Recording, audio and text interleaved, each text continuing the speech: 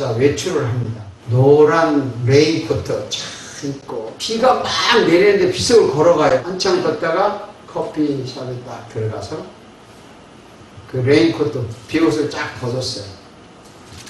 옷은 비에 젖지 않았습니다. 또 한 청년이 비가 오는데 밖에 나가요. 나가는데 레인코트 없이 나가요. 온몸에 비를 맞으면서 너무 좋아서 이 비를 온통 맞고 젖어서 걸어갑니다. 커피숍에 들어가요. 커피숍에 들어가니까 막 온몸이 젖어서 몸속까지 비가 젖어서 물이 뚝뚝 떨어집니다. 이 아가씨와 청년이 이제 만났죠. 둘 다 비를 맞았다고 이야기합니다. 다 같이 비를 맞았는데 이 아가씨는 비를 간접적으로 맞았어요. 이 청년은 비를 직접 맞았어요. 이 아가씨가 비 맞은 것은 간접 경험이라고 말을 합니다. 간접 경험. 근데 비를 직접 온몸까지 맞은 사람은 직접 경험이라고 말을 합니다. 우리는 하나님의 은혜를 받았어요. 다 은혜를 받습니다. 교회 다니면서 하나님의 감동을 받습니다. 그런데 그 은혜를 직접 받았는지 간접으로 받았는지 잘 모릅니다. 왜냐하면 사람들이 은혜를 받았다고 하고 구원의 확신을 가졌다고 하면서도 타락하기 때문에 그래요. 죄를 지어요. 날마다 죄를 짓습니다. 그런데 이 타락한 후에 죄를 지은 후에 은혜를 직접 받은 사람과 은혜를 간접으로 받은 사람의 차이가 나타납니다. 행동이 달라져요. 타락한 후에 예수님을 엄청나게 잘 믿고 성령을 체험하고 회개를 하고 천국의 맛도 보고 다 했지만 사람이 타락할 수 있습니다. 그리고 이 은혜는 하나님이 주셨어요. 하나님이 주셨는데도 타락할 수 있다는 겁니다. 그런데 이 본문이 참 재밌는 것은 타락한 자들은 다시 새롭게 하여 회개할 수 없나니 회개할 수 없다는 거예요. 자, 그러면 왜 회개할 수 없느냐? 그 이유가 무엇이에요? 예를 들어서 말씀을 드리는데요. 여러분들이 잘 아는 성경에 나오는 인물 중에 아주 극단적인 인물이 있어요. 예수님의 제자 중에 베드로라는 인물이 있고 가룟 유다라는 인물이 있습니다. 마태복음 10장 1절에서 4절입니다. 함께 읽습니다. 예수께서 그의 12제자를 부르사 더러운 귀신을 쫓아내며 모든 병과 모든 약한 것을 고치는 권능을 주시니라. 12사도의 이름은 이러하니 베드로라는 시몬을 비롯하여 가나안인 시몬 및 가룟 유다 곧 예수를 믿는다. 베드로, 가룟 유다 이 두 사람 12명이 어떤 하나님의 은혜를 받았냐? 더러운 귀신을 쫓아내며 모든 병과 모든 약한 것을 고치는 권능을 받았어요. 그러니까 성령의 능력을 받은 사람들입니다. 하나님의 은혜를 받은 사람들이에요. 말씀을 듣고 감동을 받은 사람들입니다. 그런데 둘 다 은혜를 받았는데 그리고 베드로도 가룟 유다도 타락했습니다. 가룟 유다도 예수님을 배신했고 베드로도 예수님을 배신했습니다. 다 죄를 지었습니다. 그런데 둘 다 타락했지만 그 결과가 너무나 달랐어요. 가룟 유다는 이런 결과가 나왔습니다. 유다가 은을 성소에 던져놓고 물러가서 스스로 목매어 죽은 죄로 자살했습니다. 한 사람은 그 은혜를 받았는데 타락한 후에 자살했어요. 베드로는 이렇게 바뀌었습니다. 이에 베드로가 예수의 말씀에 다 울기 전에 네가 3번 나를 부인하리라 하시면 생각나서 밖에 나와서 심히 통곡하니라 했습니다. 가룟 유다는 은혜를 간접으로 경험한 자고 그래서 회개할 수가 없어요. 자살하는 거예요. 베드로는 은혜를 직접 경험했기 때문에 통곡하고 회개하고 나중에 예수님을 찾습니다. 어째서 이렇게 다른가?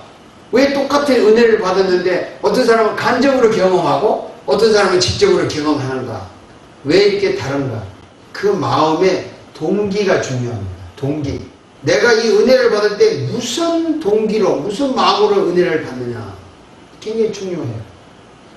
여러분이 교회 나올 때 무슨 동기로 이 교회를 나오느냐?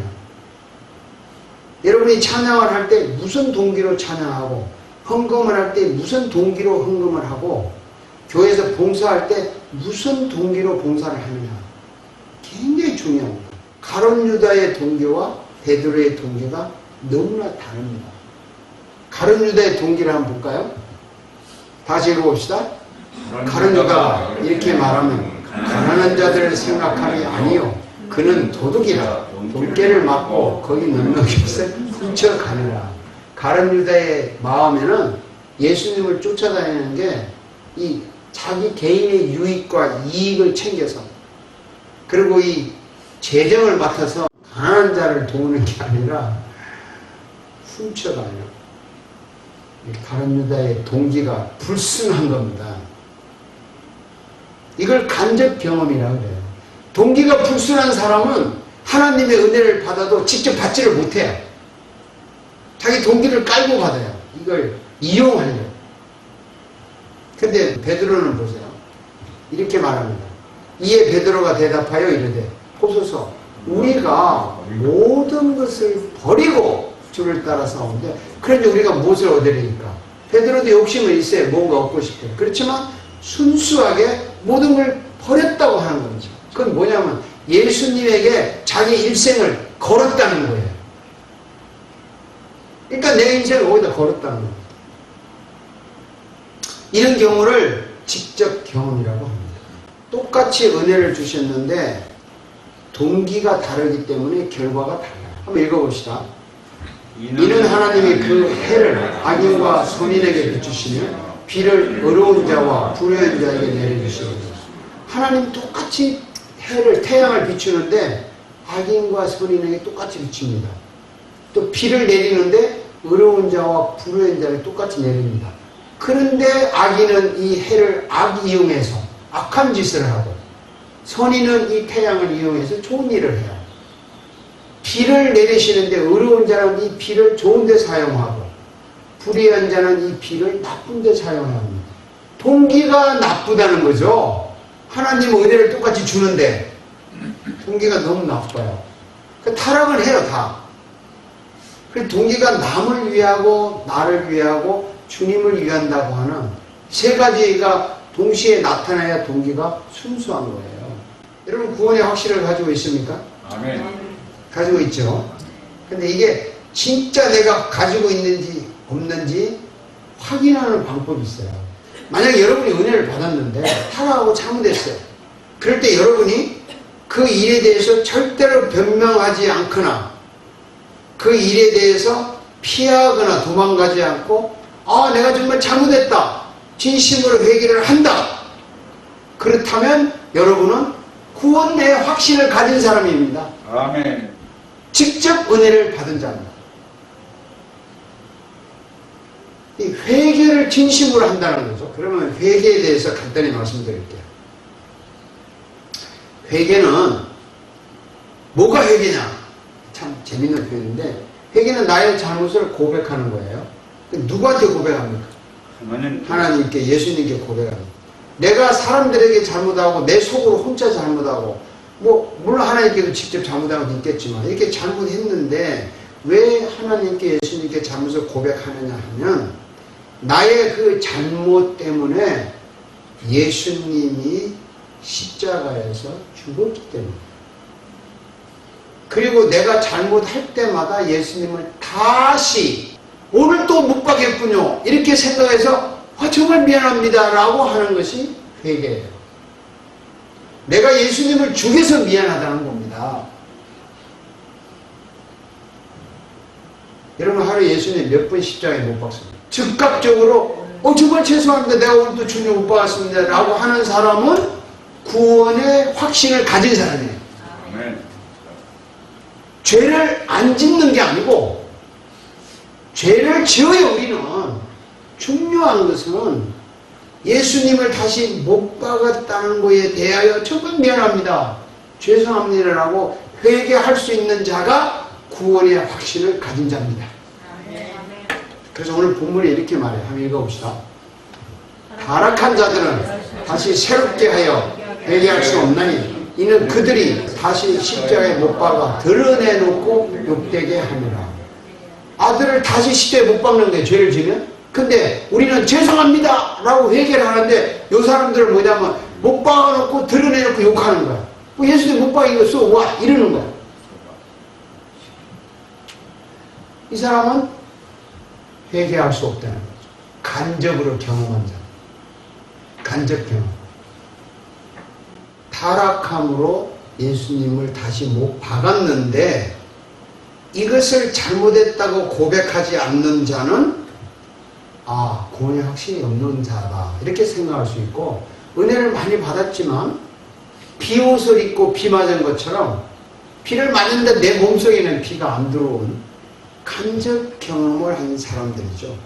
그런 사람들은 왜냐? 동기가 순수하지 못해요.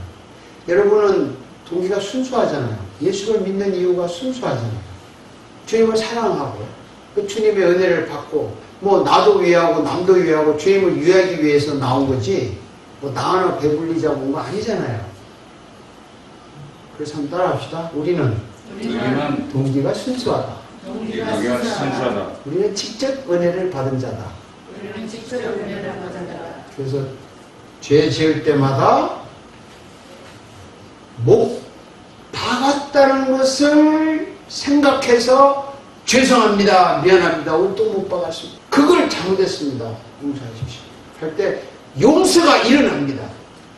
이 회개하고 나면 용서했다는 것이 마음에 너무 큰 기쁨이 되는 거예요. 너무 큰 즐거움이 되는 거예요. 주님은 우리를 이런 것이 7번도 용서하신다고 하신 분이라서 내가 당신을 못 박았습니다 라고 했을 때 주님은 그냥 용서해 주시는 거예요. 정말 우리가 생각할 때는 너무 뻔뻔스러워. 또 죄짓고 또 회개하고 또 저렇게 뻔뻔스럽지만 하나님의 눈에는 내가 당신을 못 받아서 죄송합니다 이 한마디에 모든 것을 깨끗이 용서하시는 그 놀라우신 하나님의 사랑을 우리가 날마다 체험하고 그 사랑에 대한 용서를 받았을 때 이 기쁨이 우리를 날마다 새로운 힘으로 만들어 가는 것입니다. 아멘. 이런 용서의 기쁨이 충만하기를 바랍니다.